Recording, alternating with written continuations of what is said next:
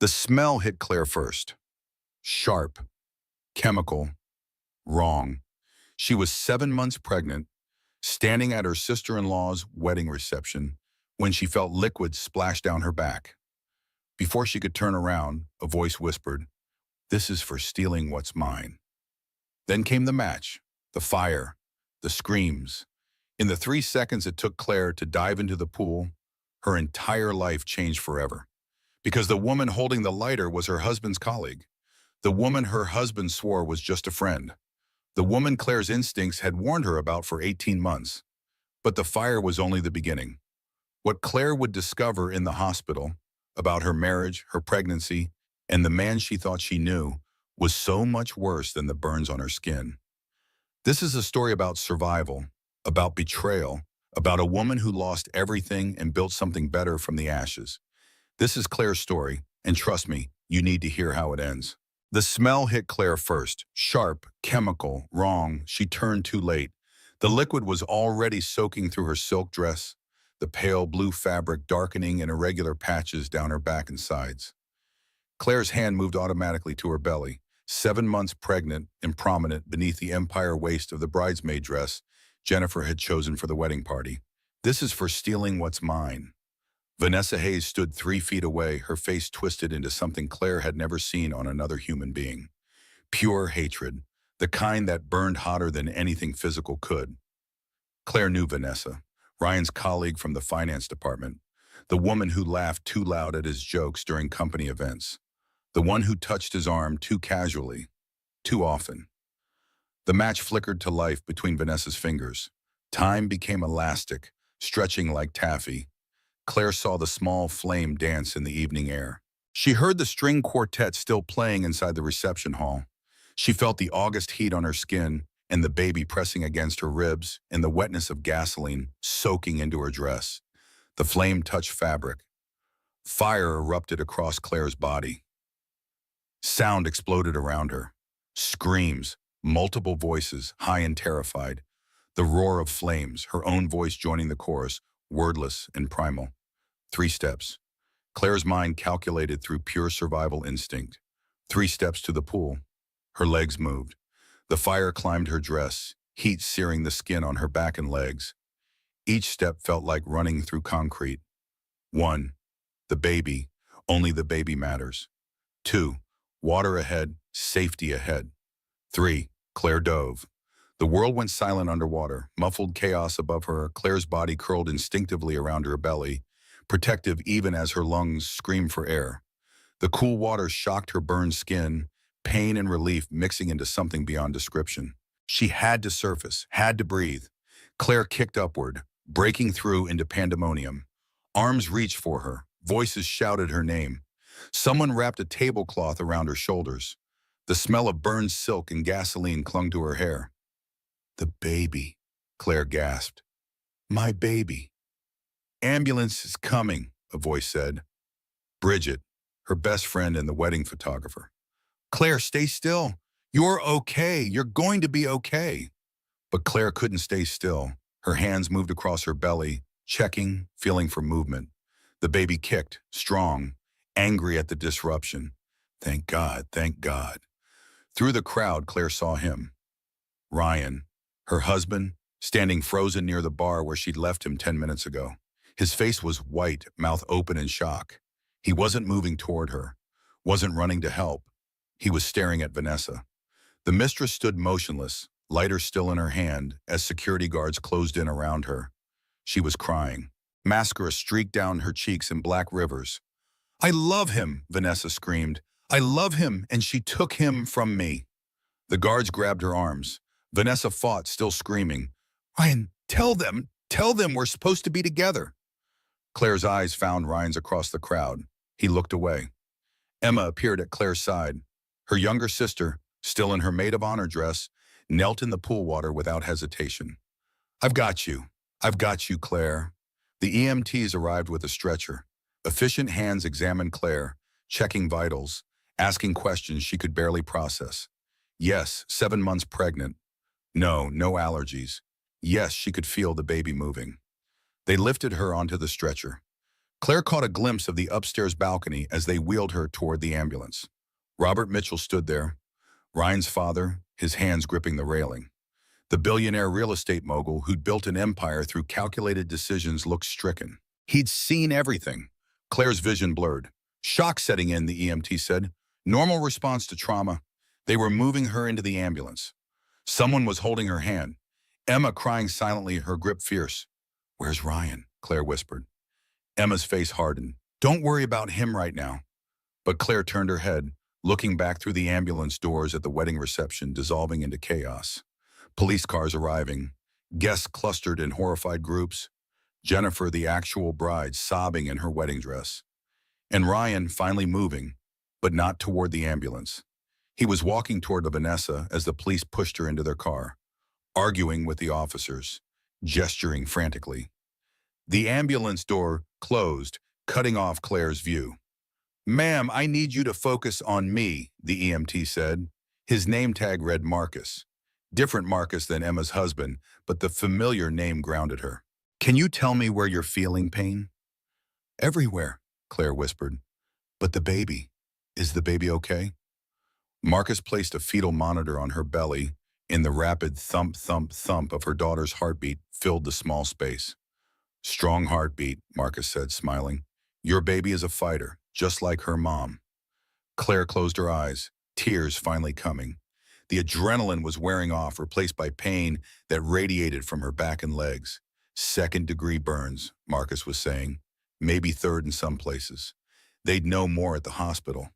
The baby kicked again, harder this time, angry, scared, alive. We're okay, Claire whispered to her daughter. We're going to be okay. But even as she said it, doubt crept in, because the image was burned into her mind more permanently than the fire on her skin. Ryan, her husband of 3 years, the father of her child, hadn't followed the ambulance. He was arguing with Vanessa. The emergency room was too bright. Fluorescent lights made everything clinical and cold. Claire lay on her side while nurses cleaned her burns, each touch sending fresh waves of pain through her body. On a scale of 1 to 10, a nurse asked. 8, Claire said, though it felt like 100. Emma stood against the wall, arms crossed, still in her soaked maid of honor dress. She'd refused to leave for dry clothes. Her mascara had run, and her hair had dried in strange waves from the pool water, but her eyes were clear and furious. Where is he? Emma asked for the 4th time. Claire didn't answer. She was counting, contractions, the cramping in her abdomen that came in waves, regular and terrifying. The doctor, a woman in her 50s with kind eyes and efficient hands, pressed the fetal monitor against Claire's belly again. Baby's heart rate is good, she said, but you're having contractions, regular ones. We need to stop this labor before it progresses. It's too early, Claire whispered. I know. We're going to give you medications, magnesium sulfate to slow the contractions. You'll feel warm, maybe a little fuzzy, but it should work. Should, not will. Should. The IV went in. Claire watched the clear liquid drip into her veins, willing it to work, willing her body to calm down, willing her daughter to stay safe and stayed where she belonged for 8 more weeks. Claire, Ryan's voice came from the doorway. He looked disheveled, his tuxedo jacket gone, his white shirt untucked. His hair stood up in places, like he'd been running his hands through it. Emma moved to block him. You need to leave. She's my wife, Ryan said. She's my sister, and you weren't there. Ryan's face flushed. I was in shock.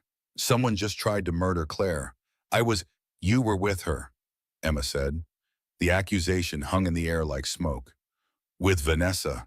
We all saw you. I was trying to understand what happened, Ryan said. Why she would get out, Claire said. Everyone turned to look at her. She was staring at the ceiling, her voice calm, which somehow made it worse.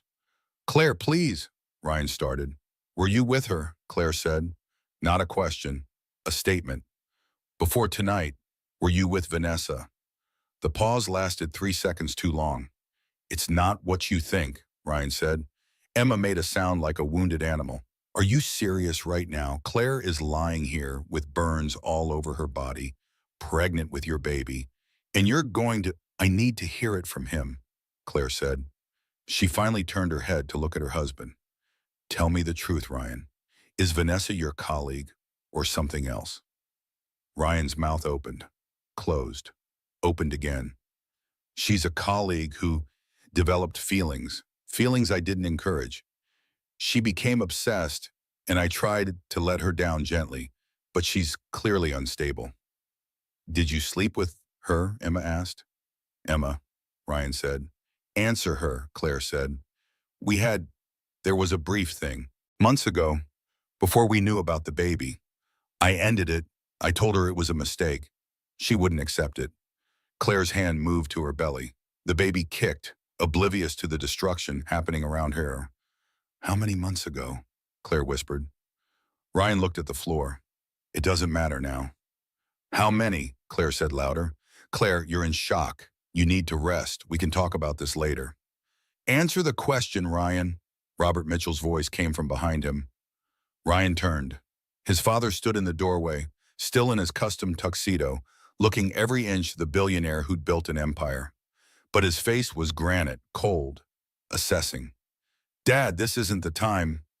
Someone tried to murder your wife and child, Robert said, in front of 100 witnesses, at your sister's wedding.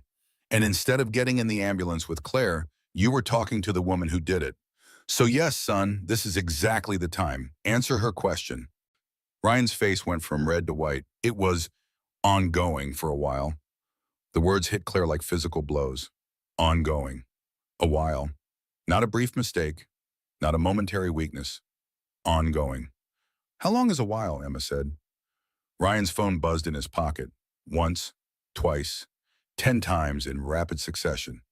Is that her? Claire asked. Is Vanessa calling you from jail? Ryan pulled out his phone, glanced at it, and put it on silent. I need my lawyer, he said. Robert's expression didn't change, but something shifted in his eyes. Douglas is already on his way, but he's coming for Claire, not you. If you need legal representation, you'll arrange your own. Dad, get out of this room, Robert said. Security will escort you. You can wait in the lobby, but you are not to approach Claire again tonight without permission. I have a right to be here, Ryan said. She's my wife. She's also the victim of an attempted murder, Robert said, and the police want to speak with you. Extensively. 2 hospital security guards appeared behind Robert. They didn't touch Ryan, but their presence made their purpose clear. Ryan looked at Claire. She looked away. Fine, he said, but this conversation isn't over, Claire. We need to talk. Really talk. When you're thinking clearly. When you're thinking clearly, as if Claire's perception of reality was the problem. As if she was the one who needed to reconsider the facts. Ryan left. The security guards followed. Emma locked the door behind them. Robert approached Claire's bed slowly, like she might spook. How are you feeling? Like someone set me on fire, Claire said. Then because hysteria was bubbling up, because someone did set me on fire. The police are here, Robert said. They want your statement, but it can wait if you need time. What did you see? Claire asked. From the balcony. What did you see? Robert pulled a chair close to her bed and sat. This man, who commanded boardrooms and built skyscrapers, sat down so he could look at her at eye level. I saw a woman approach you from behind, he said. I saw her pour something on your dress. I saw her light a match. I saw you run into the pool. I saw Ryan standing 50 feet away, doing nothing. He was in shock, Claire said automatically, defending him, even now. He was calculating, Robert said. I've spent 63 years reading people, Claire. Shock looks different than calculation. Ryan was weighing his options. The door opened. A detective entered, followed by a uniformed officer. The detective was a woman in her 40s, with short gray hair and tired eyes that had seen too much. Mrs. Mitchell, she said, I'm Detective Sarah Walsh. I know this is difficult, but I need to ask you some questions. Claire nodded. Do you know Vanessa Hayes? Yes, she works with my husband. Have you ever felt threatened by her before tonight? Claire thought about the company holiday party. Vanessa's hand on Ryan's arm, the way she looked at Claire, territorial, possessive. I thought she was too friendly with Ryan, Claire said, but I never imagined she'd this. Had your husband mentioned any problems with Ms. Hayes? Unwanted attention? Harassment? No, Claire said, then quieter. He said there was nothing to worry about. Detective Walsh wrote something in her notebook. Ms. Hayes has been arrested for attempted murder. She's admitted to the attack. She claims she was emotionally distraught over your husband ending their relationship. The words felt surreal. Their relationship. As if it was legitimate. As if it was something that could be ended rather than something that should never have existed. How long was the relationship? Claire asked. Ms. Hayes claims it was 18 months, Detective Walsh said. Can you confirm that? 18 months. Claire's pregnancy was 7 months along. 18 minus 7 was 11. Ryan got her pregnant while actively sleeping with Vanessa. Mrs. Mitchell, Detective Walsh said. I need to throw up, Claire whispered. Emma grabbed a basin just in time. Claire retched, her body trying to expel the poison of knowledge. But it was already inside her, in her mind, in her memories, corrupting everything. When she finished, Emma wiped her face gently with a cool cloth. We can continue this tomorrow, Detective Walsh said. But I do need to know, did you have any indication that your husband was having an affair? Claire laughed. It sounded broken even to her own ears. I'm pregnant. I've been tired and sick and worried about becoming a mother. I trusted him. I believed him when he said late nights were work. I believed him when he said I was being paranoid. I believed him. She was crying now, tears mixing with the water on her face from the cloth. I believed every lie. The hospital room was dark except for the machines monitoring Claire's vital signs and the baby's heartbeat. Emma slept in the uncomfortable chair by the window, her breathing soft and even. Claire couldn't sleep. Every time she closed her eyes, she felt the fire, smelled the gasoline, heard Vanessa screaming about love. The baby kicked. Regular movements now, reassuring. The contractions had stopped 3 hours ago. The medications were working. Her daughter was safe. For now, a nurse came in at 2 in the morning to check vitals. Claire pretended to be asleep. She didn't want to talk, didn't want to explain how she felt, didn't want to hear empty platitudes about how everything would be okay. Because everything wouldn't be okay. Her husband had been sleeping with another woman for 18 months, had gotten Claire pregnant while maintaining that affair, had known his mistress was unstable and brought her to a family wedding anyway, had stood frozen while Claire burned. The antiseptic smell of the hospital triggered something. A memory, sharp and sudden. 6 months ago, Claire was 4 months pregnant, morning sickness finally easing. Ryan had come home at midnight, claiming a late meeting with clients. He'd gone straight to the shower. When Claire hugged him afterward, she'd smelled perfume. Sweet. Floral. Wrong. Did you hug a client? She'd asked, trying to sound casual. What? No, why by. You smell like perfume. Ryan had stiffened, then laughed. Claire, you're paranoid. I took the subway home. Probably some woman standing too close. Maybe I'm just sensitive because of the pregnancy, Claire had said. The hormones make me crazy sometimes. That's probably it, Ryan had said. He'd kissed her forehead. You need to relax. Stress isn't good for the baby. Stress isn't good for the baby. He'd said it so often those months. Anytime Claire questioned something, anytime her intuition screamed that something was wrong, he'd weaponized her love for their daughter against her. Claire's phone buzzed on the bedside table. A text from Bridget.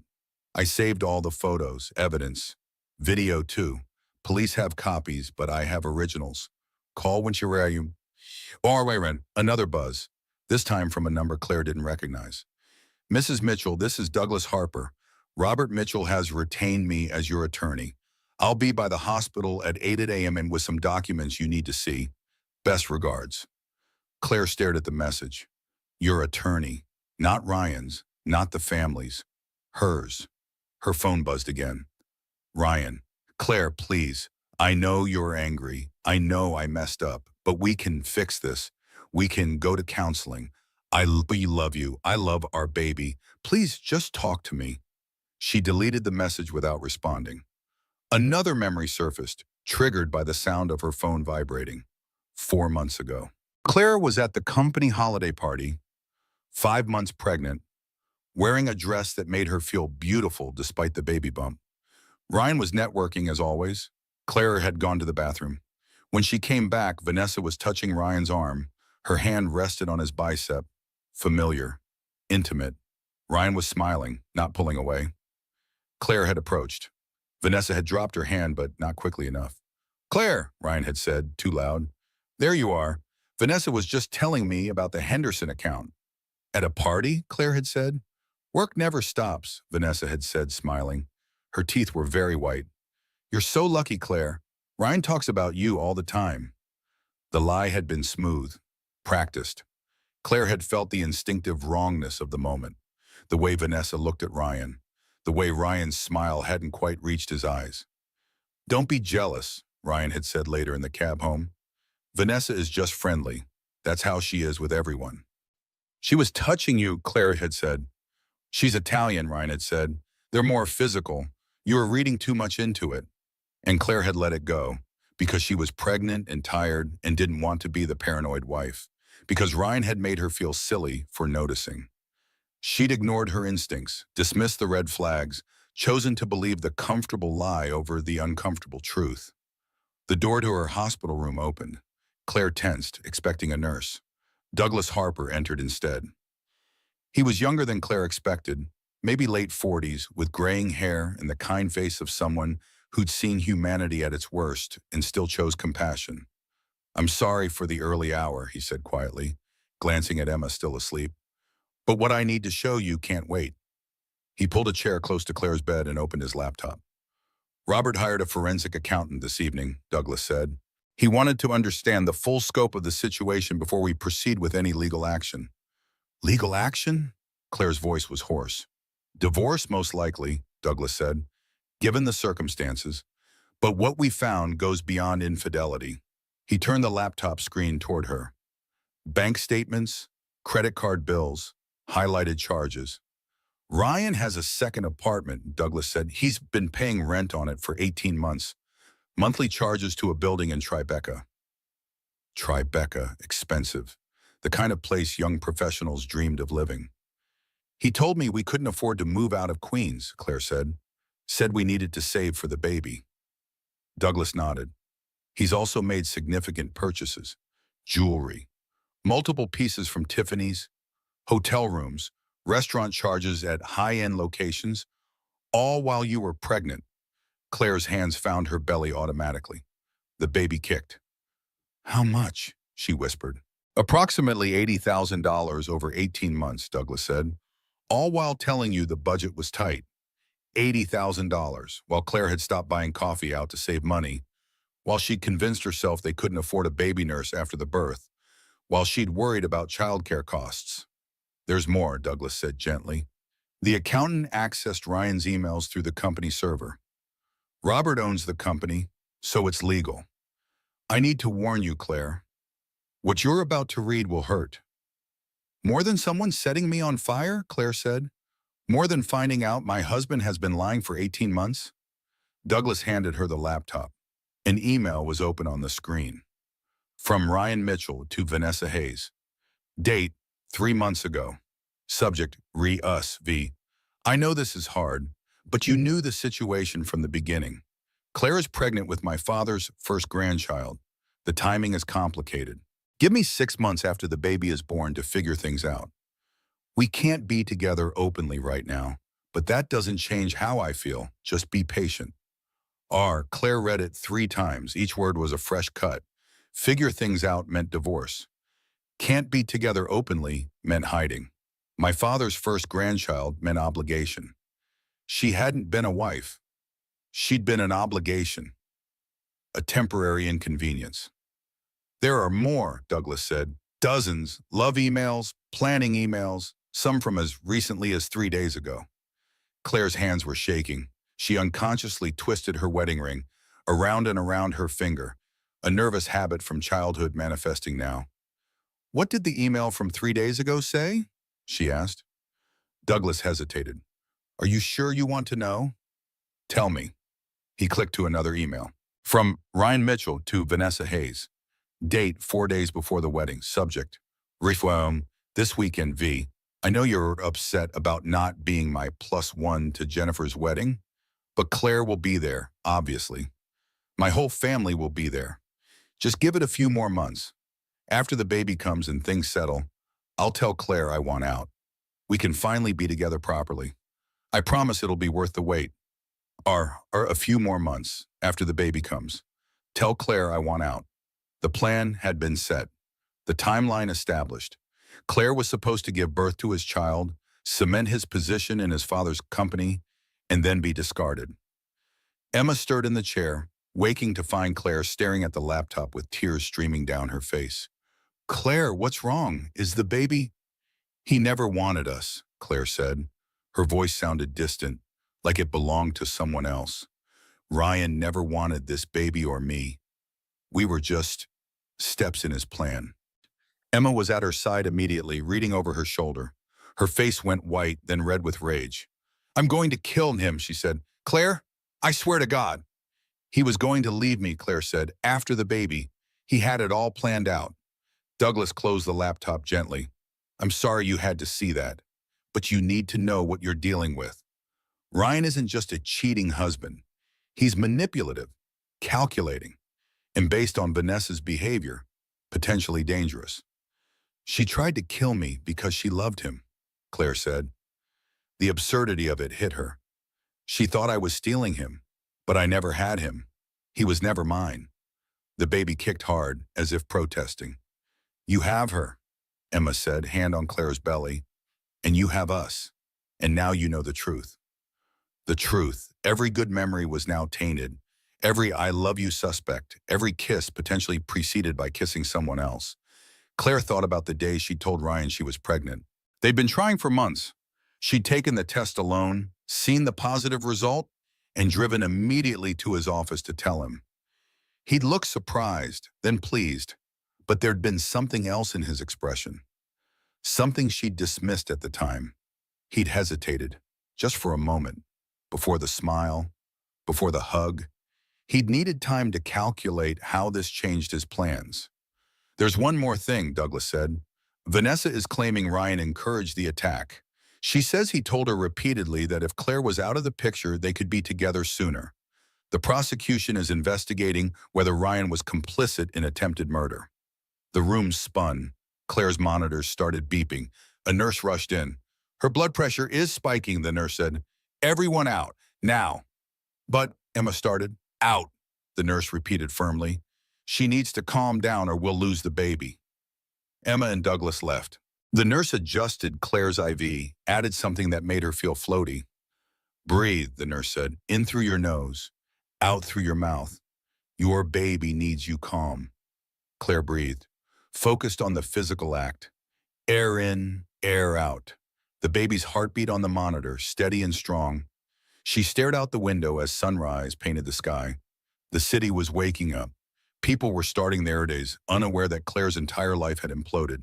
She'd been set on fire last night, but this morning reading those emails felt like the real burning, the real destruction, because the fire had hurt her body, but the truth destroyed her soul, or at least the version of herself who believed in love and marriage and happily ever after. That woman was gone, and Claire didn't know yet who would emerge from the ashes. Morning brought harsh light and harder truths. Claire had been moved to a private room. Robert's doing, Emma explained. Better security, more privacy. The hospital was already fielding calls from reporters who'd gotten wind of the story. Pregnant woman set on fire by husband's mistress at family wedding. It was the kind of headline that went viral. Douglas Harper returned at 8, as is promised. This time he brought Patricia Mitchell with him. Claire hadn't seen her mother-in-law since the wedding. Patricia stood in the doorway, perfectly dressed. Despite the early hour, her usual composure cracked. She looked older, somehow, diminished. May I come in? Patricia asked. Claire nodded. What else could she do? Patricia sat in the chair beside the bed, her hands folded in her lap. I owe you an apology. For what? For raising a man capable of this, Patricia said. Her voice was steady, but her eyes were wet. For not seeing what he'd become, for making excuses when I should have asked questions. Emma moved to stand protectively near Claire, but Patricia held up a hand. I'm not here to defend him, she said. Robert showed me the emails, the financial records, everything. And I realized I've been lying to myself about my son for years. Douglas cleared his throat. Mrs. Mitchell, if we could— No, Patricia said firmly. She needs to hear this first. Claire, Ryan has always been calculating. Even as a child, he'd figure out what people wanted to hear and say exactly that. I told myself it was intelligence, social skills, but it was manipulation. She reached into her purse and pulled out a small jewelry box. This was my grandmother's ring, Patricia said, opening it. Inside was a stunning emerald surrounded by diamonds. It's meant to be passed down to women who marry into the Mitchell family.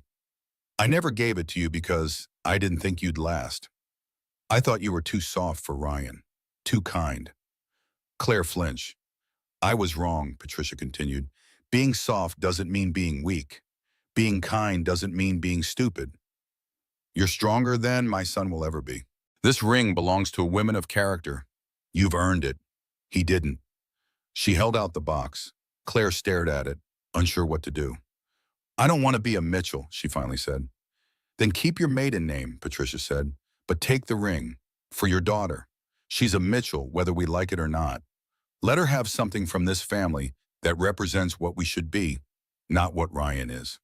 Claire took the box. The weight of it felt significant, historical, a passing of something more than jewelry. Thank you, she whispered. Patricia nodded, then left quickly, like staying would undo her composure. Emma let out a long breath. Did that just happen? I need to show you the rest, Douglas said, opening his laptop again. It gets worse. How could it possibly get worse? Claire asked. Douglas pulled up another email. This was sent 3 weeks ago. From Ryan Mitchell to Vanessa Hayes. Date 3 weeks before wedding. Subject, I can't do this anymore. V, you're being dramatic again. Claire means nothing to me beyond obligation. The pregnancy was strategy, not emotion. My father expects an heir, and I delivered. Once the baby is born and I've secured my position in the company, I'll file for divorce. But you need to stop these jealous scenes. They're exhausting. If you really love me, you'll be patient. R. The pregnancy was strategy, not emotion. The words sat in Claire's mind like stones. Strategy, their baby, their daughter kicking and alive inside Claire's body, was strategy. I'm going to be sick again, Claire said. Emma grabbed the basin. Claire retched, but nothing came up, just dry heaves and bile. There's a pattern in these emails, Douglas said quietly. Ryan tells Vanessa whatever keeps her attached, promises they'll be together, claims Claire means nothing. But he's also manipulating her psychological state. He pulled up another email. From Ryan Mitchell to Vanessa Hayes. Date 1 month ago. Subject, I saw you with her, V. Your jealousy is getting out of control. I told you I have to maintain appearances. Touching Claire in public doesn't mean anything. You're the one I want. But if you can't trust me, maybe we should take a break. Think about whether you really want this relationship if it makes you this unstable. R. He's gaslighting her, Emma said, reading over Claire's shoulder. Holy shit. He's driving her crazy on purpose. That's what the prosecution thinks, Douglas said. Vanessa has a documented history of anxiety and depression. Ryan knew this, and he systematically manipulated her emotional state while making her believe Claire was the enemy. He weaponized her mental health against her, Claire said, and against me. Douglas nodded. Vanessa's lawyer is arguing she was manipulated into the attack. That Ryan's psychological abuse pushed her to break. She's not claiming innocence, but she's claiming Ryan shares culpability. Does she have proof? Emma asked. She recorded some of their conversations, Douglas said. Her lawyer released one to the police this morning. He pulled up an audio file. Are you sure you want to hear this? Claire wasn't sure, but she needed to know. Douglas hit play. Ryan's voice filled the room. Vivi, you need to calm down. I can't keep having this conversation. Vanessa's voice, tearful and desperate. You said after the baby you'd leave her, but you're acting like a happy husband. I saw the Instagram post. You called her your world. Ryan sighing. That's for my father, for the company image. You know that. None of it's real. Then why won't you tell her about us? Because the timing is wrong. My father just made me director of the East Coast Division. If I blow up my marriage now, I lose everything. You need to think long-term here. I'm tired of being a secret. Then maybe you should think about whether you're cut out for this. I needed someone strong, V, someone patient, not someone who falls apart every time things get hard. If you can't handle it, there are other women who could. Silence. Then Vanessa, broken. No, I can handle it. I'm sorry, I'll be better. Good, because I can't have this drama. I have enough stress with Claire crying about baby stuff all the time. The recording ended. Claire felt numb, beyond anger, beyond pain, in some territory where emotions didn't have names yet.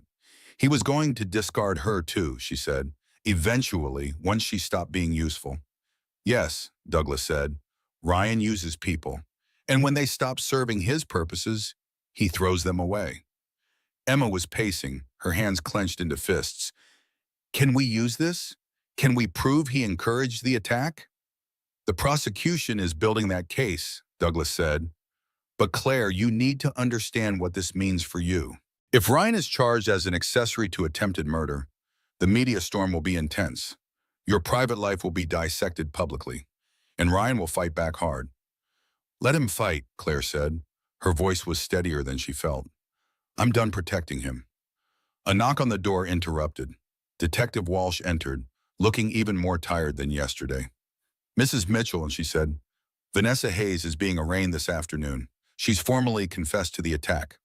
But she's also making serious accusations against your husband. I know, Claire said. Douglas told me. Ryan lawyered up, Detective Walsh continued. Criminal defense, expensive one. He's claiming Vanessa is a stalker who became obsessed with him. Says he tried to let her down gently. Denies any romantic relationship. Claire laughed. It came out harsh and bitter. Of course he does. We have the emails, Detective Walsh said. The recordings, financial records of the apartment, and gifts. Ryan's lies are documented, but I need to warn you, he's going to claim you're an unreliable witness. Pregnancy hormones, emotional instability, jealousy. He's already started planting those seeds with reporters. Anonymous sources saying Claire was controlling, Emma said. We saw it online this morning. Ryan's PR counterattack. Claire felt her blood pressure rising. The monitor beeped.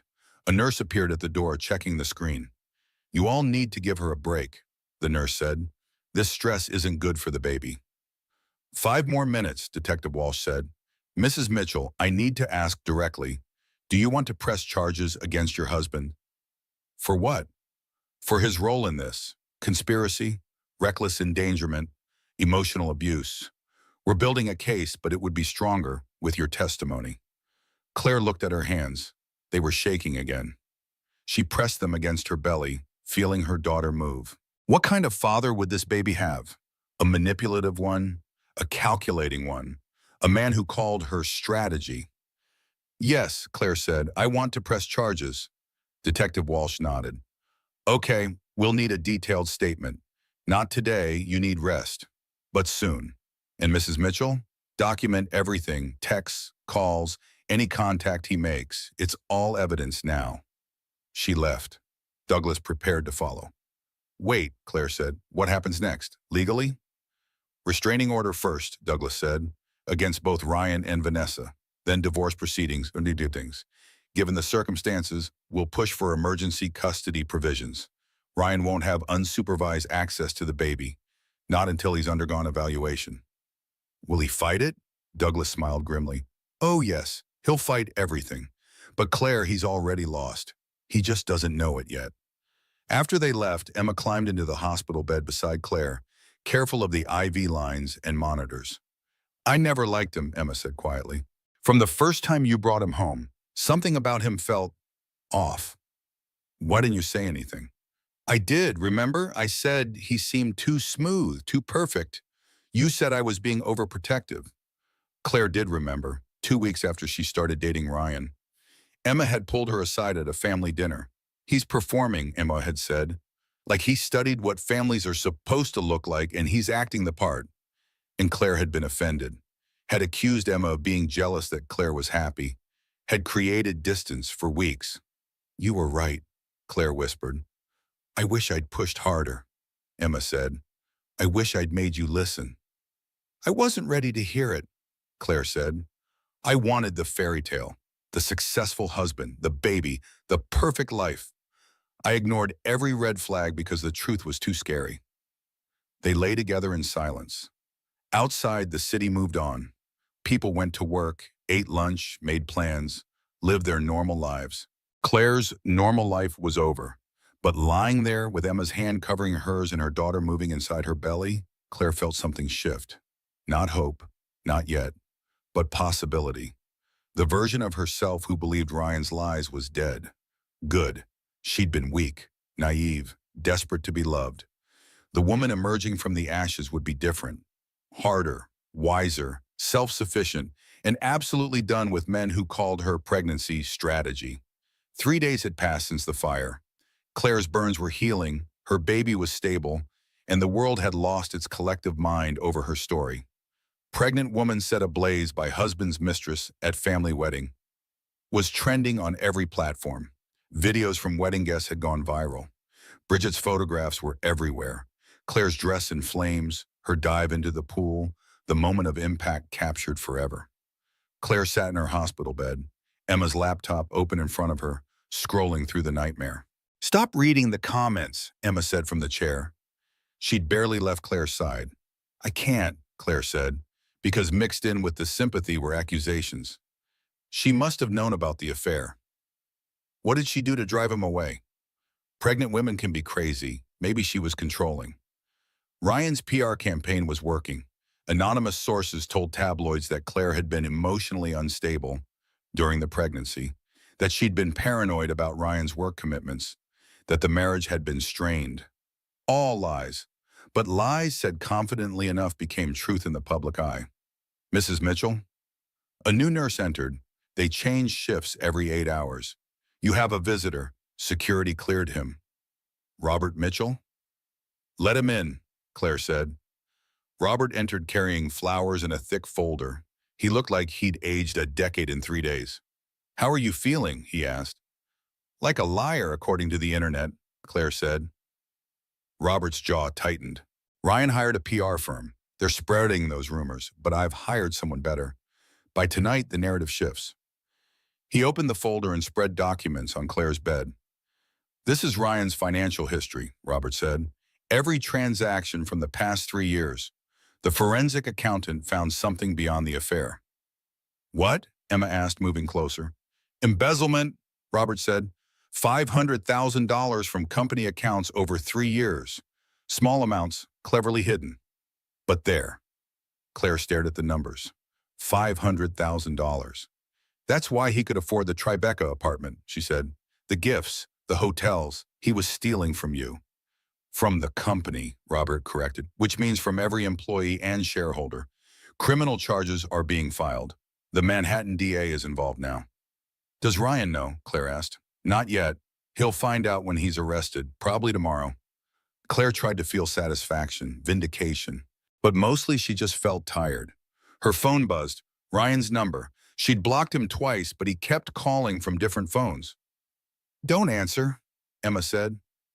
But Claire did. Put it on speaker. Claire, thank God. Please, just listen. No, Claire said. Her voice was calm, cold. You listen. I know about the embezzlement. I know you're about to be arrested. I know everything, Ryan. Every lie, every manipulation, every calculation. Silence on the other end. The police told you, Ryan finally said. Not a question. Your father told me, Claire said. He hired forensic accountants, lawyers, investigators. Everything you did is documented. Every cent you stole, every email you sent, every promise you made to Vanessa about leaving me after the baby. Claire, you don't understand. I did it for us, for our future. You called our pregnancy strategy, Claire said. You told Vanessa I meant nothing. You manipulated her until she tried to kill me. You stole money from your own father's company. Nothing you did was for us. It was all for you. I can explain. No, you're done explaining. You're done lying. The restraining order means you can't contact me. This call is already being recorded and will be given to the police. Do not call again. Do not text, do not come near me or our daughter. Our daughter, Ryan said, his voice breaking. Claire, she's my baby too. You can't keep me from her. Watch me, Claire said, and ended the call. Her hands were shaking uncontrollably, adrenaline dumping through her system, making her feel simultaneously powerful and terrified. Emma hugged her. You were amazing. I was a bitch, Claire said. You were strong, Robert corrected. And appropriate. Ryan needed to hear that. But Claire's chest was tight, her breathing shallow, because standing up to him, saying those words, felt like jumping off a cliff, exhilarating and terrifying.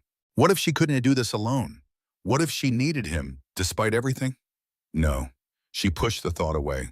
That was fear talking, old Claire talking. The woman who twisted her wedding ring unconsciously during stressful conversations, who made herself smaller to avoid conflict. New Claire didn't need a man who called her baby strategy. The door burst open. Emma's husband, Marcus, rushed in, followed by Bridget. Turn on the TV, Bridget said. Channel 7, now. Emma found the remote. The local news filled the screen. A reporter stood outside Ryan's office building. Breaking news in the wedding fire case. Sources confirmed that Ryan Mitchell, husband of attempted murder victim Claire Mitchell, will be arrested tomorrow on embezzlement charges. Police sources say Mitchell stole over $500,000 from his father's real estate company over a 3-year period.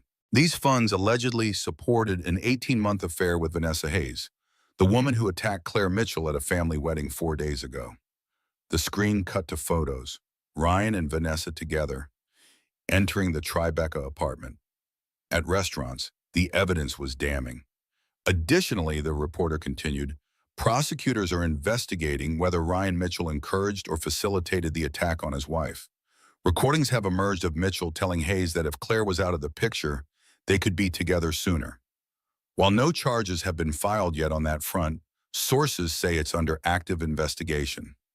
The screen showed wedding footage, Claire's dress burning, her dive into the pool, paramedics loading her into the ambulance. Ryan Mitchell's attorney released a statement denying all allegations, claiming this is a witch hunt orchestrated by his estranged father. But sources close to the family paint a different picture of a man who systematically manipulated both women in his life while stealing from his family business. The news cut to commercial. Claire's phone started buzzing, text after text, friends she hadn't spoken to in months. Oh my God, are you okay? Colleagues, we had no idea. We're so sorry. Her mother's best friend. Your mom would be proud of how you're handling this. That one made Claire cry. Your story is out there now, Bridget said gently. The real story, not Ryan's lies. Everyone knows, Claire whispered. Everyone knows what happened to me. Everyone knows what he did to you, Emma corrected. There's a difference. Claire's phone rang, a number she didn't recognize. She almost didn't answer, but something made her pick up. Hello? Mrs. Mitchell, this is Jennifer, Ryan's sister. The bride, the woman whose wedding had been destroyed by Claire's burning. Hi, Claire said cautiously. I wanted to call before, but I didn't know what to say, Jennifer said. Her voice was thick, like she'd been crying. My wedding is all anyone talks about now, not the vows or the first dance, just the fire, just the drama. I'm sorry, Claire said automatically. Don't, Jennifer said sharply. Don't apologize. That's what Ryan keeps doing. Sorry his mistress ruined my wedding. Sorry for the media circus. Sorry, but he's not actually sorry. He's sorry he got caught. Claire didn't know what to say. I called to tell you I'm testifying, Jennifer continued. Against Ryan. The prosecution asked for character witnesses. I'm telling them exactly what kind of person my brother is. Jennifer, you don't have to. Yes, I do, Jennifer said, because I've watched him lie our whole lives. I've watched him charm people and use them and discard them. And I told myself it wasn't my problem. But he brought that woman to my wedding. He knew she was unstable. He knew what could happen. And he did it anyway because he didn't care about anyone but himself. Jennifer's voice broke. You were 7 months pregnant, Claire. You could have died. The baby could have died at my wedding. Because my brother is a selfish, manipulative bastard. I'm okay, Claire said. We're okay. But you shouldn't have to be just okay, Jennifer said. You should be able to trust your husband. You should feel safe. And instead you're in a hospital bed, burned and traumatized, while he plays victim on TV. They talked for 20 more minutes. Jennifer shared stories about Ryan's past. The girlfriend in college he'd gaslit into therapy, the business partner he'd cheated, the pattern of behavior their parents had ignored because Robert's money fixed everything. Until it didn't, Jennifer said. Until he hurt someone Dad actually cares about. After they hung up, Claire felt something loosen in her chest. Validation from unexpected places. That afternoon, Vanessa's arraignment happened. Claire watched it streaming on Emma's laptop. Vanessa looked small in her orange jumpsuit. Broken. Nothing like the polished woman from company parties. Her lawyer argued for reduced bail, citing mental health concerns. The prosecutor countered with Claire's hospital photos, burns covering her back and legs, the baby's distress readings, the public danger Vanessa represented. Bail was set at $1 million. Vanessa couldn't pay it. She'd remain in custody pending trial. When the camera panned to the gallery, Claire saw him. Ryan sitting in the back row, watching Vanessa, the woman who'd tried to kill his wife, who'd almost murdered his daughter, who'd claimed she loved him. And Ryan was there, watching her, not at the hospital with Claire, at Vanessa's arraignment. He still cares about her, Claire said. He cares about himself, Robert said. He'd stayed all day working from Claire's hospital room. Vanessa knows things. He's making sure she doesn't turn on him completely. Too late, Emma said, pulling up a news article. Vanessa's lawyer just released another recording from the day before the wedding. They listened together. Vanessa, I can't do this anymore, Ryan. Watching you with her, pretending to be happy for your family. It's killing me. Ryan, then do something about it. You're always complaining but never acting. If you really loved me, you'd do whatever it takes to fix this. Vanessa, what does that mean? Ryan, it means stop crying to me and start thinking strategically. I can't be with you openly until Claire is gone. So either accept that and wait or make a choice. But I can't keep having the same conversation. Silence, then Vanessa, small and broken. What would you want me to do? Ryan, I can't tell you that, but if something happened, if Claire decided to leave me or if she was out of the picture somehow, well, then we'd be free, wouldn't we? The recording ended. The hospital room was silent. He told her to do it, Emma whispered. Holy shit. He told her to hurt you. He implied it, Douglas said, appearing in the doorway. He must have been listening. Legally, it's complicated. But morally, yes. He encouraged her to remove Claire from the equation. Claire felt cold, the full horror of it settling over her like ice water. Ryan hadn't just cheated, hadn't just lied, hadn't just stolen. He'd wanted her gone. Dead? Maybe not directly, but out of his life, permanently. And he'd manipulated Vanessa's fragile mental state until she tried to make it happen. He's going to be charged, Douglas said. Conspiracy to commit attempted murder. The DA is moving forward based on this recording and the others. When? Robert asked.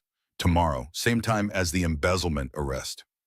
Tomorrow, Ryan's entire life would implode tomorrow. Part of Claire felt savage satisfaction. He deserved this, deserved to lose everything.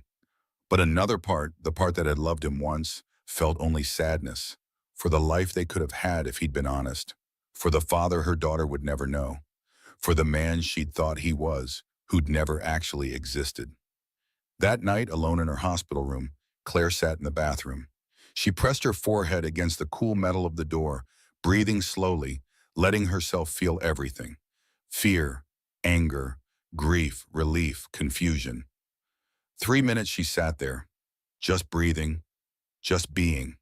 When she emerged, she felt clearer, not better, but present. Her phone buzzed, a text from an unknown number. Mrs. Mitchell, this is Andrea Chen from Women's Crisis Center. We saw your story on the news.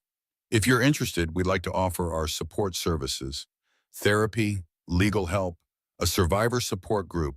No pressure, just know we're here. Claire saved the number. She wasn't ready for therapy, wasn't ready for support groups. But maybe someday.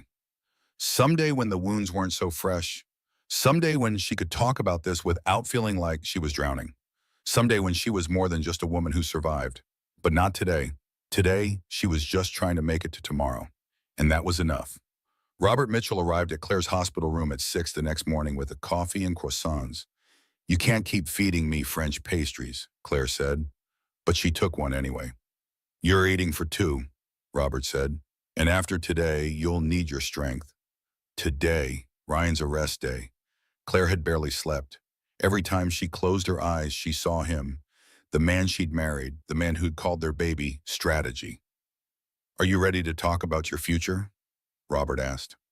"I'm still processing my present," Claire said. Robert sat in the chair beside her bed. The billionaire who'd built an empire looked suddenly old, tired. "I failed as a father," he said it quietly. "I gave Ryan everything, money, position, respect. But I never taught him character. I never made him earn anything. And now you've paid the price for my failures." "Robert, let me finish," he said.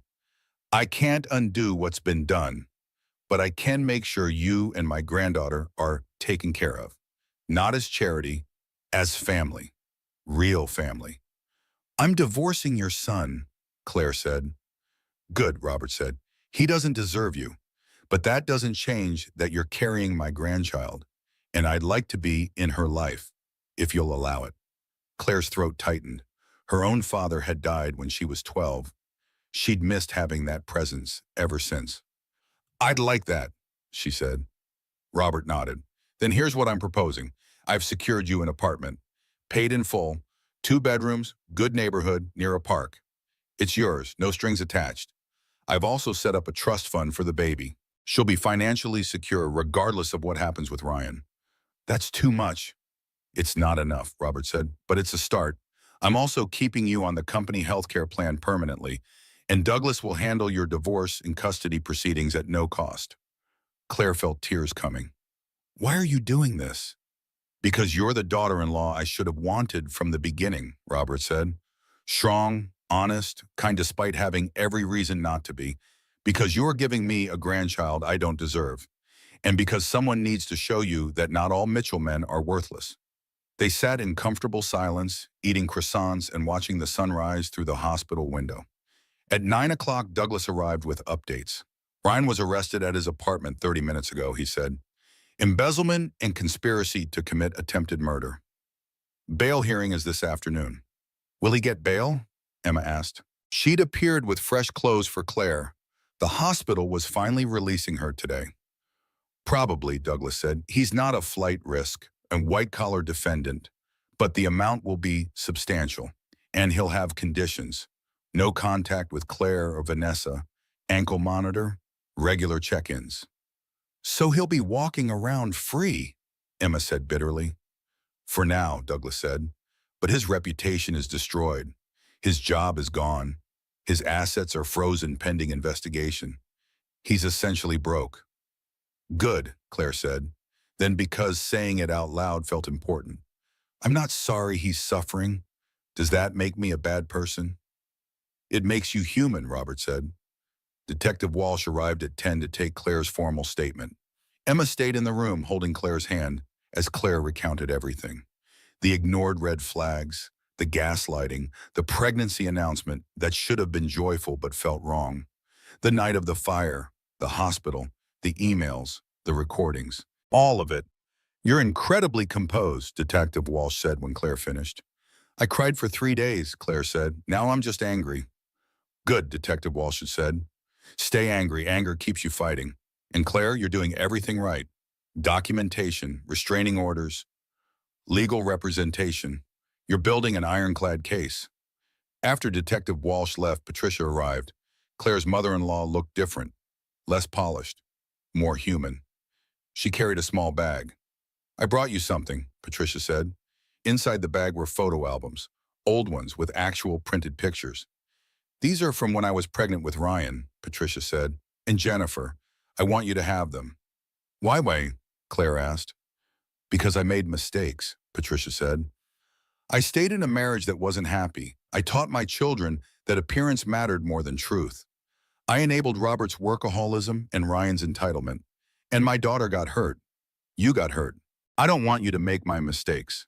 She opened one album, young Patricia, pregnant and glowing, standing beside a young Robert who looked stiff and uncomfortable. I was 23, Patricia said, pregnant with Ryan, and I already knew Robert loved his work more than me, but I stayed because Mitchell women don't leave. We endure.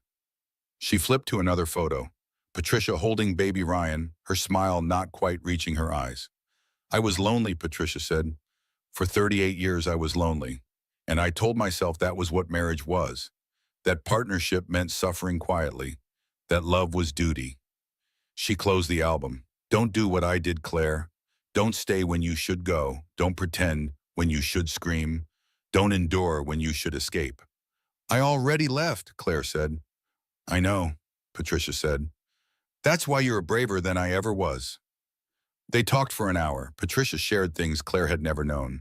About Robert's affairs in the early years. About her own depression.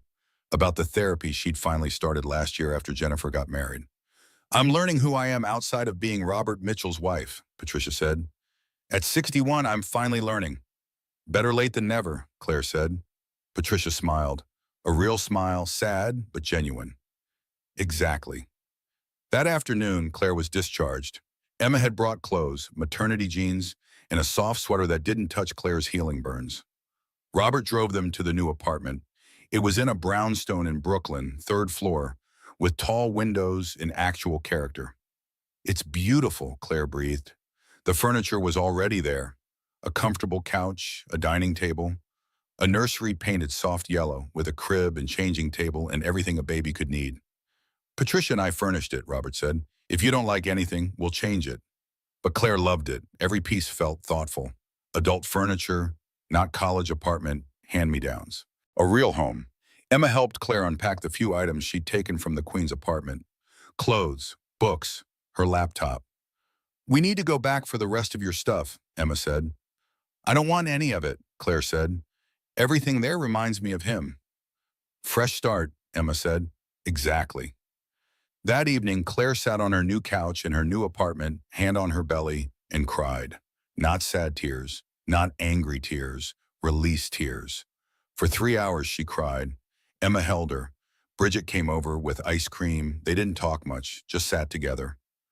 Around 11, Claire's tears finally stopped. I'm okay, she said. You will be, Emma corrected. At 2 in the morning, Claire couldn't sleep. The baby was active, kicking and rolling, making sleep impossible. She went to the nursery Robert and Patricia had created, ran her hands over the crib rails, the soft yellow walls, the mobile with little elephants. Her daughter would sleep here, would grow up here, would never know the Quinn apartment where Claire and Ryan had lived, would never have memories of her parents together. Was that better or worse? Claire didn't know. What she did know, she was 7.5 months pregnant, healing from burns, divorcing a man facing criminal charges, and somehow she was okay. Not happy, not healed, but okay. Standing in her daughter's nursery at 2 in the morning, Claire made promises. I will be enough for you. I will teach you to trust your instincts. I will show you that survival looks like strength. I will never let a man make you feel like you're less than everything. The baby kicked as if in agreement. Claire smiled. First real smile in days. We're going to be okay, she whispered. Just you and me. We're going to be okay. And for the first time since the fire, she almost believed it. 5 days in her new apartment, and Claire was starting to feel human again. The burns were healing. Pink new skin replacing charred. Still painful, but bearable. The baby was active and healthy. Claire's obstetrician had cleared her to move around normally with restrictions. No stress, Dr. Martinez had said, which made Claire laugh, because her entire life was stress now. Emma had moved in temporarily. Claire had protested, but Emma insisted. You're not doing this alone, Emma said. Not the last weeks of pregnancy, not the birth, not the aftermath. I'm here. And she was, making breakfast, answering phone calls from reporters Claire couldn't handle, being a buffer between Claire and the world. Bridget came by every afternoon with updates from the outside world. Your photos are in a gallery show, Bridget said on day 6. The curator wants to call it survival. Revenue goes to domestic violence charities. I need your permission. What photos? Claire asked. Bridget pulled out her camera and showed Claire. The wedding photos. The fire. Claire emerging from the pool, baby bump visible, dress charred and smoking. They were beautiful. Terrible and beautiful. People should see them, Claire said. If it helps someone leave sooner, if it makes one woman trust her instincts, then yes. That afternoon, Ryan's lawyer called. Douglas took the call, speakerphone on, so Claire could hear. My client would like to request a conversation with Mrs. Mitchell, the lawyer said. Professional voice, emotionless. No, Douglas said. My client has a right to communicate with his wife about their unborn child. Your client has a restraining order preventing exactly that, Douglas said, and he's facing criminal charges for conspiring to harm that unborn child. So no conversation. We're prepared to petition the court. Petition away, Douglas said. I'll see you in front of a judge, and I'll bring recordings of your client telling his mistress to remove his wife from the picture. Good luck with that. He hung up. That was satisfying, Emma said. But Claire felt uneasy. Ryan was fighting back. Of course he was. He'd never accepted losing gracefully at anything. That night, articles started appearing online. Sources close to Ryan Mitchell say his estranged wife has a history of mental health issues. Anonymous friends claim Claire Mitchell was controlling and paranoid during pregnancy. Was Ryan Mitchell's affair the result of an abusive marriage? The gaslighting had gone public. Claire read them all, each one a fresh cut. Stop reading, Emma said, trying to take the laptop. They're calling me crazy, Claire said, saying I drove him to cheat, that I made up the conspiracy charges. No one believes that, Emma said, but some people did. Claire's social media was full of comments, half supportive, half accusatory. She's playing victim for attention. What did she do to make him look elsewhere? Pregnancy hormones make women crazy. Maybe she imagined some of this. Claire's hands moved automatically to organize the items on her coffee table. Coasters by size, remote controls aligned, magazines stacked perfectly, panic cleaning, control behavior. She recognized it but couldn't stop. At 2 a.m, unable to sleep, Claire found herself in the kitchen. Her hands moved automatically, pulling out ingredients. Flour, eggs, ricotta cheese, lasagna, her mother's recipe. The one Claire had made 100 times, hands moving through familiar motions without thought. Comfort through routine. She layered noodles and cheese and sauce, the repetitive motion soothing. By 3, the lasagna was in the oven. By 4, it was done and cooling. Claire sat at her kitchen table, eating a piece of her mother's lasagna at 4 a.m, crying quietly. Emma found her there at sunrise. You made lasagna, Emma said. I couldn't sleep, Claire said. It smells like Mom's. It is Mom's. They ate together in silence. Grief and love and comfort mixed in every bite. The next day, Jennifer called. Have you seen the articles? She asked. Yes, Claire said. They're lies, all of them. I called every reporter who'll listen, told them the truth about Ryan, about his history, about the pattern. Thank you, Claire said. I'm so angry, Jennifer said. At him, at our parents for enabling him, at myself for not speaking up sooner. You're speaking up now, Claire said. Too late, Jennifer said. Not for the next woman, Claire said. Your testimony will be on record. The next woman he targets can Google him and see the truth. Jennifer was quiet, then, I never thought of it that way. Making it public isn't about revenge, Claire said. It's about protection. After they hung up, Claire felt something settle. Purpose maybe, using her pain to protect others. Day 10 brought news. Vanessa's trial date was set, 6 months away. She'd remain in custody until then. She wants to testify against Ryan, Detective Walsh said during a check-in call, in exchange for reduced charges. Her lawyer says she has more recordings, more evidence. Will it work? Claire asked. Depends on what she has, Detective Walsh said. But Claire, Ryan's in serious trouble. The evidence is overwhelming. He's going to prison. Prison. Her daughter's father in prison. Claire should have felt triumph, justice, victory. Instead, she felt sad. For the life that could have been if Ryan had been honest. For her daughter who'd never know her father as a free man. That afternoon, Douglas arrived with divorce papers. Everything we discussed, he said, Full custody to you. Supervised visitation for Ryan contingent on psychological evaluation. Child support based on his pre-arrest income. Division of assets. He has assets? Claire asked. The Queen's apartment was in both your names, Douglas said. You'll split the equity. It's not much, but something. His car, his personal belongings. Once the embezzlement restitution is settled, there won't be much left. Claire signed the papers. Her hand was steady. How long until it's final? She asked. 90 days minimum, Douglas said. Could be longer if Ryan contests, but given the circumstances, I doubt he will. He'll contest, Claire said, out of spite. And she was right. The next day, Ryan filed his own motion, requesting joint custody, claiming Claire was unfit due to emotional instability, demanding access to the baby immediately after birth. He's delusional, Emma said, reading the filing. He's desperate, Douglas said. His entire life is collapsing. The baby is the only thing he has left. He doesn't have her either, Claire said. But that night, alone in her room while Emma slept in the guest room, Claire felt doubt creep in. What if Ryan was right? What if she was too broken for this? What if growing up without a father damaged her daughter more than having a manipulative one? What if she couldn't do this alone? The baby kicked. Hard. Claire's hand went automatically to her belly. I know, she whispered. I'm being stupid. We're okay. We're going to be okay. But the doubt lingered, poison planted by Ryan's accusations taking root.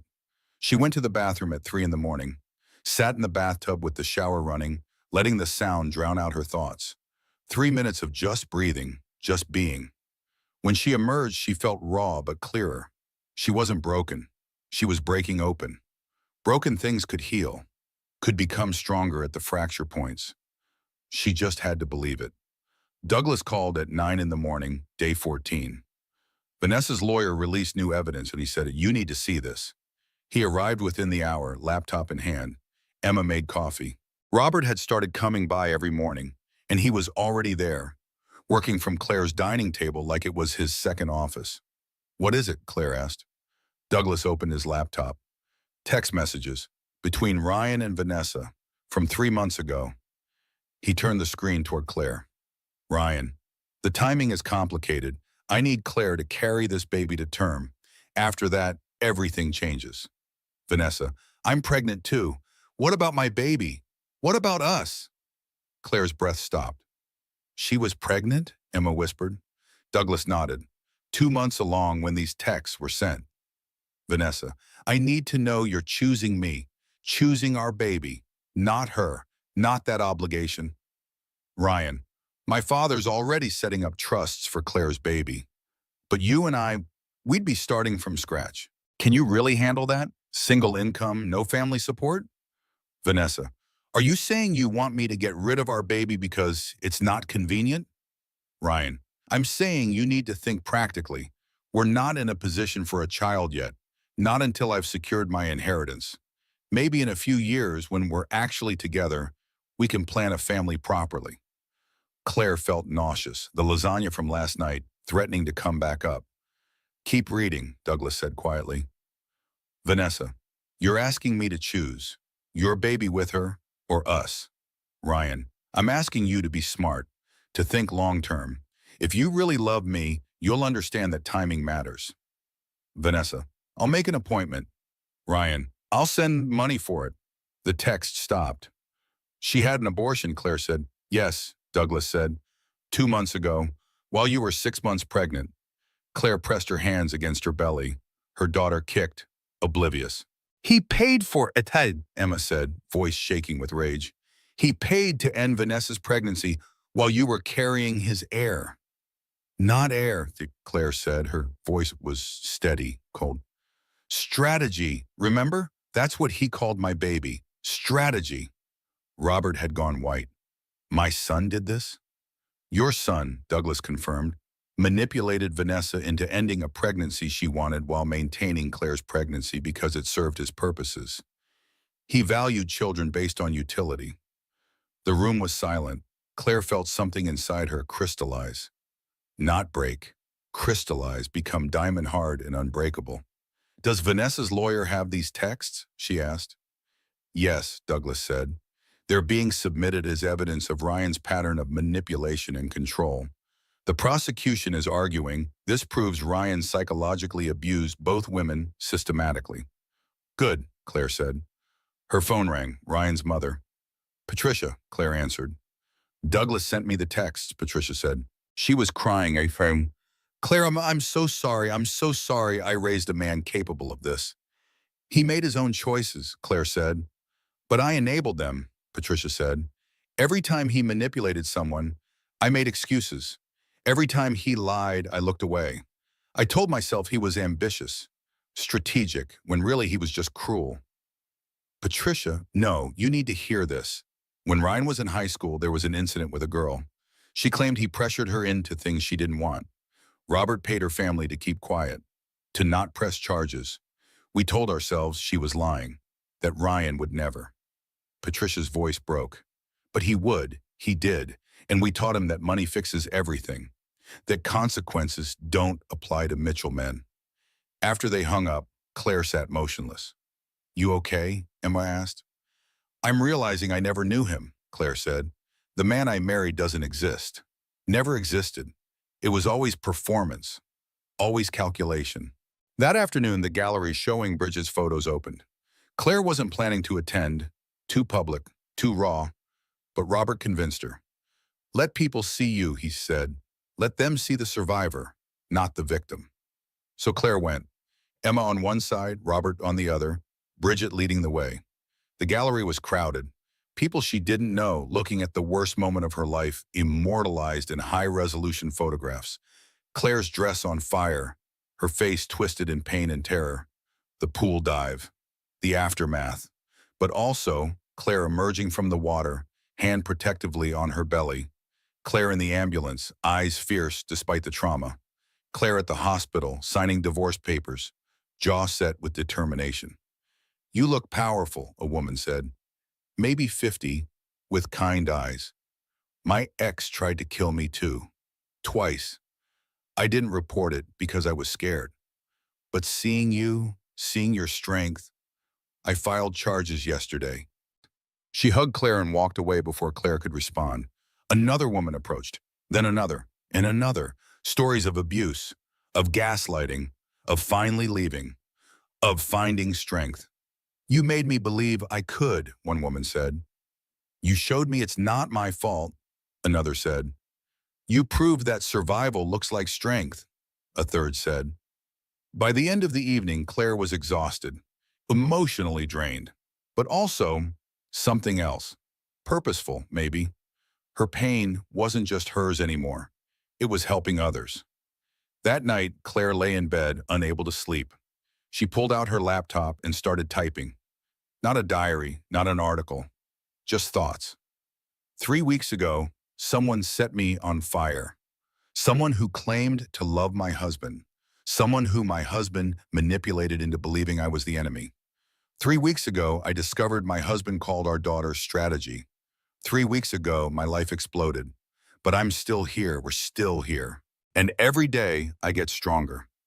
This is for every woman who ignored her instincts, who believed the lies because the truth was too scary, who stayed too long because leaving felt impossible. It's not impossible, it's just hard. But you're harder. She published it on her blog, the one she'd stopped updating years ago when Ryan said it was embarrassing for his wife to have opinions online. By morning, it had 10,000 shares. By afternoon, 50,000. Women were commenting, sharing their stories, finding connection in collective pain and collective strength. Claire's phone rang constantly.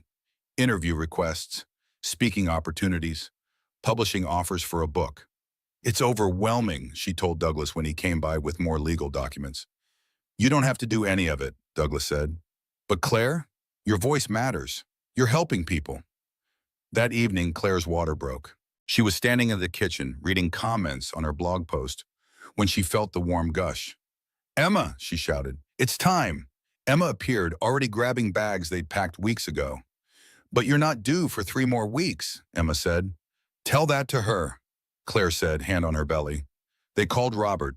He arrived within minutes, having apparently been sitting in his car downstairs just in case. The drive to the hospital was surreal. Claire felt contractions building, but her mind was strangely calm. Her daughter was coming. Early, but coming. And Ryan wasn't there. By law, he'd been notified. But Claire's support team, Emma, Bridget, Patricia, and Robert, were under strict instructions. Ryan would not be in that delivery room. This was Claire's moment. Her daughter's birth wouldn't be tainted by the man who'd called her strategy. At the hospital, Dr. Martinez examined Claire quickly. 4 centimeters, she said, moving fast. First babies usually take longer, but your daughter seems eager. She takes after me, Claire said, and everyone laughed. The next 6 hours were pain and breathing, and Emma's hand in hers and Robert pacing like a traditional nervous grandfather, and Patricia arriving with homemade soup for after. At 2 in the morning, complications began. Baby's heart rate is dropping, Dr. Martinez said. Her calm voice had an edge of concern. We need to do an emergency C-section. Terror flooded Claire. Is she okay? She will be, Dr. Martinez said, but we need to act now. They wheeled Claire to surgery. Emma wasn't allowed in. Claire was alone with strangers who would cut her open to save her daughter. Count backwards from 10, the anesthesiologist said. 10, Claire said. 9, 8. She thought about everything that had led here.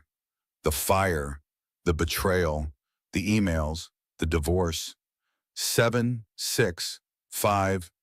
She thought about survival, about becoming someone new, someone stronger. 4, 3. She thought about her daughter, about the life they'd build together. 2. And then nothing. Claire woke to crying, not her own, her daughter's, small, perfect, furious at being evicted. She's healthy, a nurse said, placing the baby on Claire's chest. 8 pounds, 2 ounces, perfect APGAR scores. You did it, Mom. Claire stared at her daughter, dark hair, squished face, tiny fingers grasping at air. Hi, Claire whispered. I'm your mom. I'm sorry it's complicated. I'm sorry your dad is what he is. But I promise you, I'm going to be enough. The baby stopped crying, turned her face toward Claire's voice. I'm going to name you Grace, Claire said, because we survived with Grace. And Eleanor, after my grandmother. Grace Eleanor Mitchell. And you're going to be extraordinary. Grace made a sound, tiny, perfect. And Claire, who'd cried so much in the past 3 weeks, smiled. Pure, genuine, joyful. We made it, she whispered. We're okay. 3 months after Grace's birth, Claire's apartment was chaotic in the best way. Baby gear everywhere, bottles drying on the counter, laundry in various stages of completion. The organized, pristine space from before birth had transformed into something lived in and real. Claire loved it. She sat in the nursery's rocking chair at 3 in the morning, feeding Grace, and felt peace, not happiness, not yet. The wounds were too fresh for happiness. But peace, contentment, purpose. Grace was a good baby, or maybe there were no bad babies, just exhausted parents.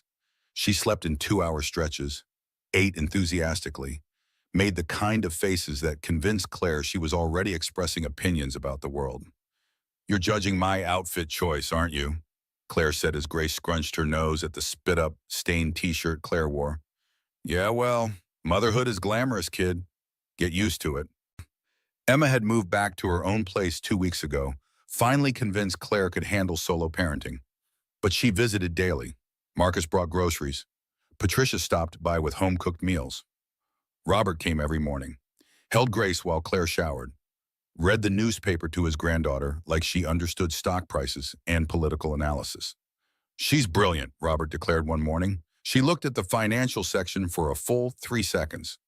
She was tracking the pattern, Claire said, not reading. Semantics, Robert said. Ryan had been formally charged with embezzlement and conspiracy to commit attempted murder. His trial was scheduled for 4 months away. He'd tried calling when Grace was born. His lawyer had filed motions for visitation rights. Douglas had blocked everything. You're not stable enough for custody, Douglas had argued in court. You're facing criminal charges. You manipulated 2 women into psychological breakdowns. You'll see your daughter when she's 18 and can decide for herself if she wants contact. The judge agreed, supervised visitation only, once Ryan completed court-mandated therapy, which he'd refused to start. So Grace knew nothing about her father, and Claire didn't feel guilty about it. One morning, Claire opened her laptop to find an email from a literary agent. Your blog post went viral. I'd like to discuss representation. You have a story people need to hear. Please consider writing a book. A book about her disaster, about surviving attempted murder and betrayal and single motherhood. Claire stared at Grace, sleeping in her bassinet nearby. What do you think? She asked her daughter. Should I write about how your conception was called strategy? About how someone set me on fire? About how we survived? Grace sneezed in her sleep. I'll take that as a yes, Claire said. That afternoon, while Grace napped, Claire started outlining, not just her story, but the research behind it, statistics on domestic violence, resources for women leaving dangerous relationships, stories from other survivors, making it bigger than just her pain, making it useful. Bridget's gallery show had sold out.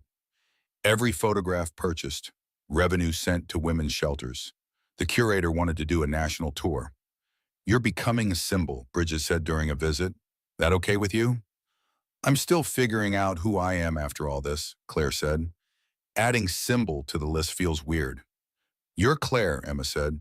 Mom, survivor, SaaS distributor, bad cook. I made lasagna last week that was excellent, Claire protested. Once, Emma said.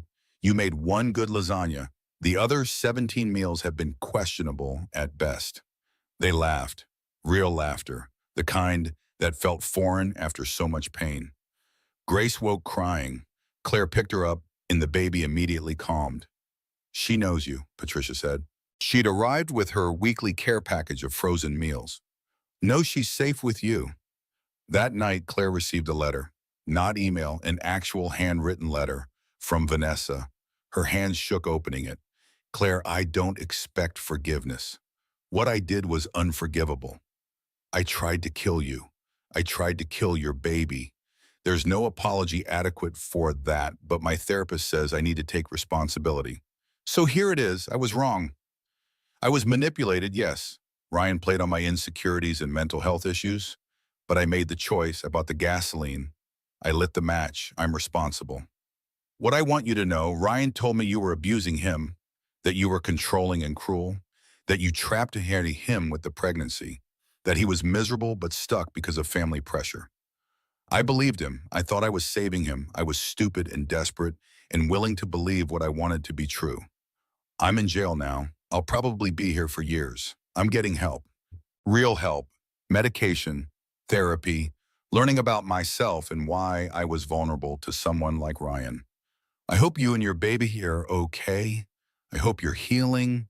I hope someday you can think about what happened and not feel the fire anymore. I'm sorry, it's not enough, but it's all I have. Vanessa. Claire read it 3 times. Then she sat in her parked car in the building's garage for 5 minutes, hands on the steering wheel, unable to go upstairs yet, gathering strength before facing her apartment and her daughter and normal life after reading that letter. She understood why Vanessa had done it. The manipulation, the lies, the vulnerable mental state that Ryan exploited. But understanding wasn't forgiveness. Claire folded the letter and put it in a file with all the other evidence. Documentation of everything that happened. Maybe someday she'd feel compassion for Vanessa, the other victim in Ryan's game. But not today. Today she was still angry, still healing, still learning how to be a single mother who'd survived attempted murder. That was enough emotional labor for now. At Grace's 3-month checkup, Dr. Martinez commented on how well Claire was doing.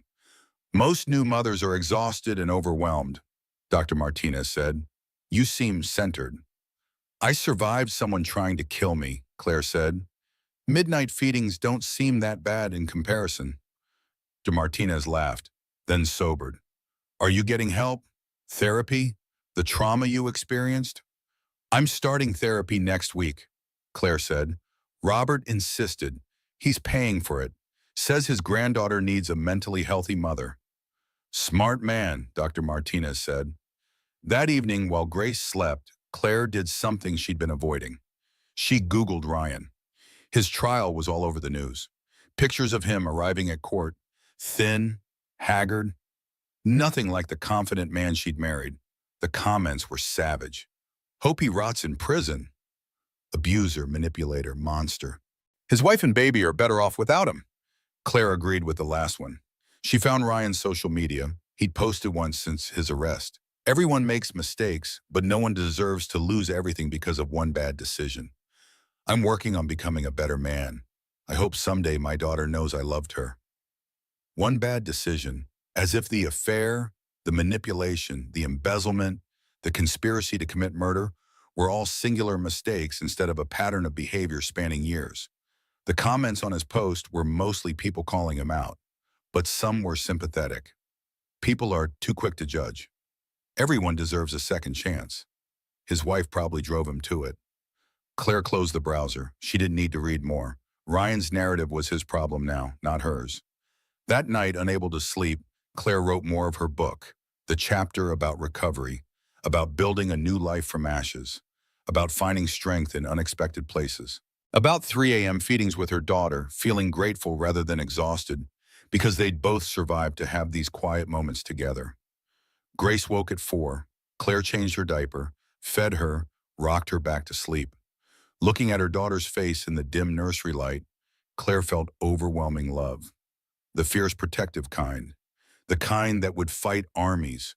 The kind that would survive fire. "You'll never doubt your worth," Claire whispered to sleeping Grace. "I'll make sure of that. You'll know what real love looks like. Not manipulation, not calculation. Real love. The kind that's honest and safe and builds you up instead of tearing you down." Grace made a tiny snoring sound. Claire smiled, the kind of smile that reached her eyes, the kind she hadn't been capable of for months. Healing wasn't linear. Some days were harder than others. Some nights she still woke up smelling gasoline, still felt the fire on her skin. But those moments were becoming less frequent, and the moments of peace, of joy, of purpose were becoming more common. Claire wasn't the woman she'd been before the fire. That woman was gone, burned away. The woman who emerged was different, harder in some ways, softer in others, more herself than she'd ever been when trying to be Ryan's version of a perfect wife. This woman was enough, for herself, for her daughter, for whatever came next. And that felt like winning.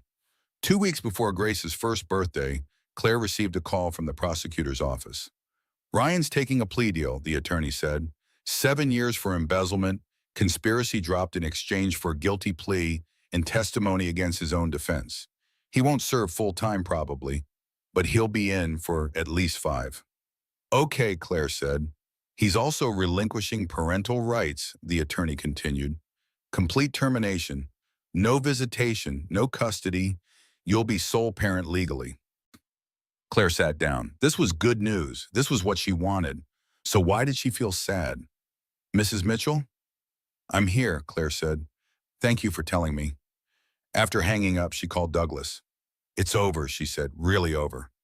"How do you feel?" Douglas asked. "Relieved, Sinon, angry, free." She paused. "All of it at once."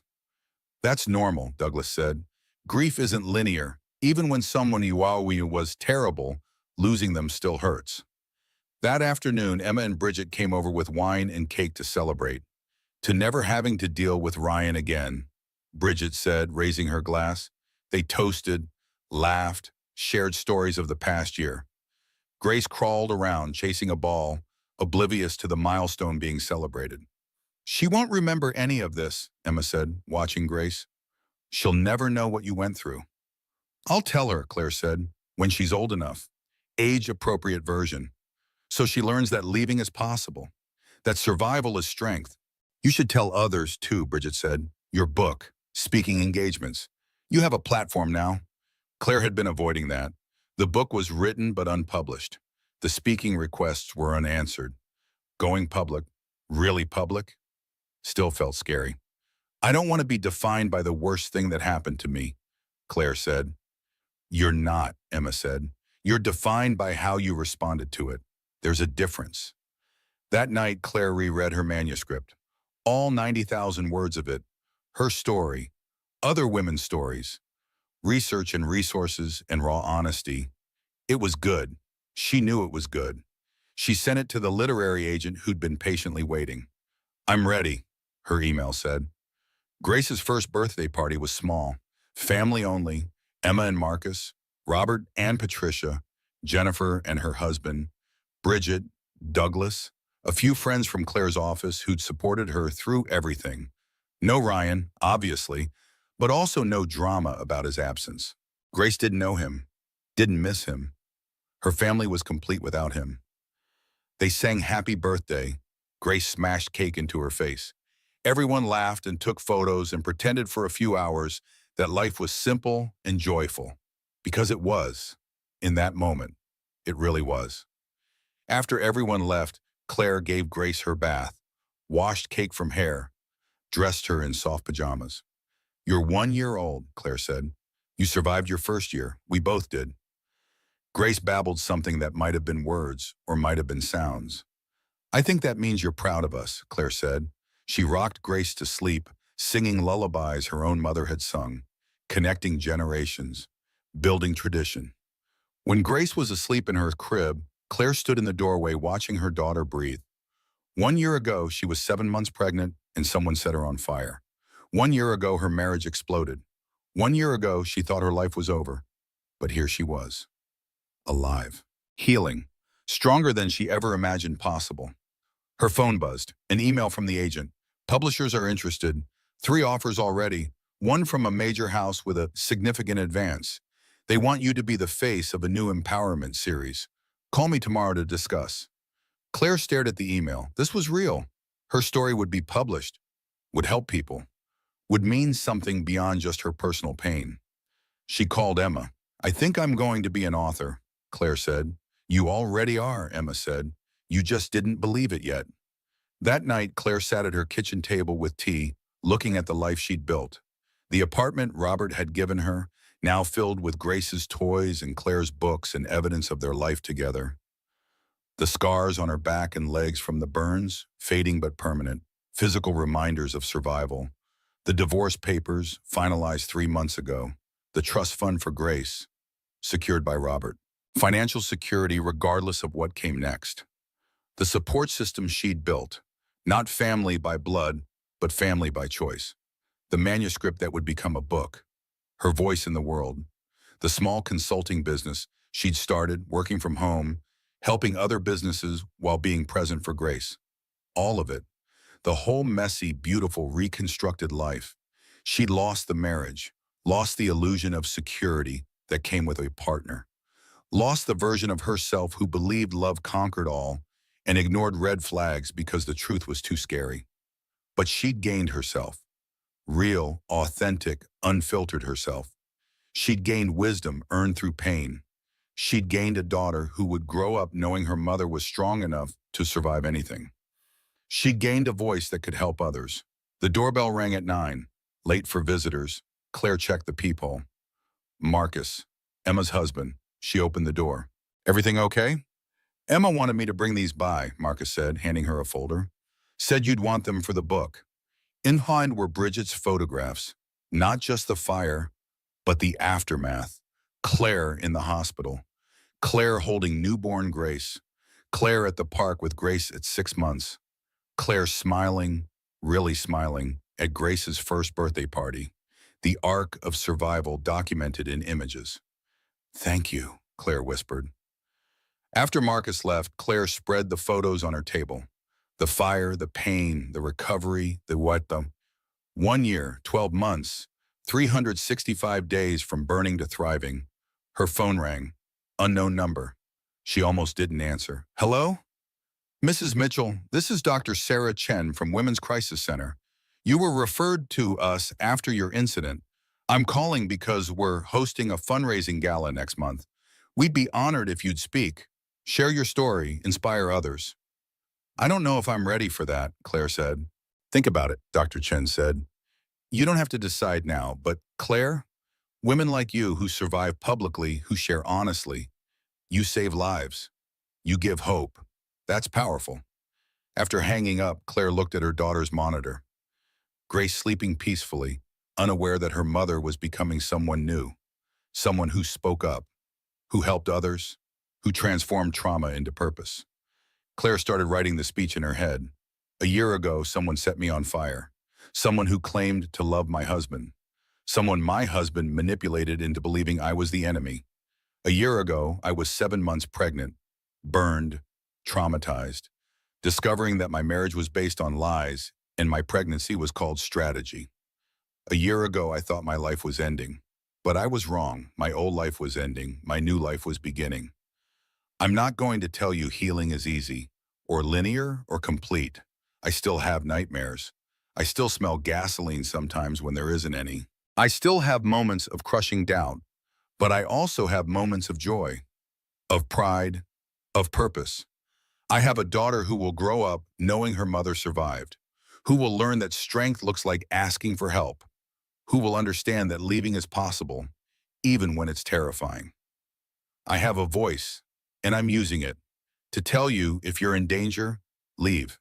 If you're being manipulated, trust your instincts. If you're scared, reach out. If you need help, ask. Because survival isn't just about living through something. It's about building a life worth surviving for. And I'm building that life every day, one choice at a time. You can too. Claire saved the draft. She'd work on it, polish it, make it better. But the core was there. Truth, hope, strength earned through pain. She checked on Grace one more time before bed. Her daughter slept peacefully, one small fist curled near her face. We did it, Claire whispered. We made it through the fire. And now we get to build whatever comes next. Together. Grace made a small sound in her sleep. Content, safe, loved. Claire smiled, the kind of smile that had become her default now. Real, earned, genuine. The smell hit Claire first.